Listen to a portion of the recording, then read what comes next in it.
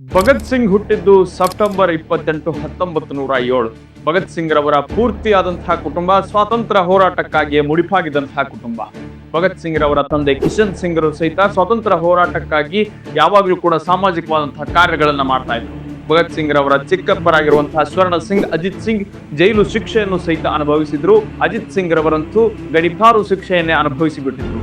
ಆದ್ರೆ ಭಗತ್ ಸಿಂಗ್ ಹುಟ್ಟಿದ ದಿನವಾದಂತಹ ಸೆಪ್ಟೆಂಬರ್ 28, 1907 ಹೊತ್ತಿಗೆ ಭಗತ್ ಸಿಂಗ್ ರವರ ತಂದೆ ಆಗಿರುವಂತಹ ಕಿಶನ್ ಸಿಂಗ್ ಮತ್ತು ಸ್ವರ್ಣ ಸಿಂಗ್ ರವರು ಜೈಲಿನಿಂದ ಬಿಡುಗಡೆಯಾಗಿ ಬ್ರಿಟಿಷ್ ಸರ್ಕಾರದ ಬಂಧನದಿಂದ ಮುಕ್ತಿಯಾಗಿರ್ತಾರೆ. ಅದೇ ದಿವಸ ಜನನವನ್ನ ತಾಳಿದಂತಹ ಭಗತ್ ಸಿಂಗ್ ರವರ ಅಜ್ಜಿ ಹೇಳ್ತಾರೆ, ನೀನು ನಮಗೆ ಬರೀ ಮಗು ಮಾತ್ರವಲ್ಲ, ನೀನು ನಮಗೆ ಭಾಗ್ಯವಂತನಾಗಿರುವ ಕಾರಣಕ್ಕಾಗಿ ಭಗತ್ ಅಂತ ಹೆಸರನ್ನು ಇಡ್ತಾರೆ.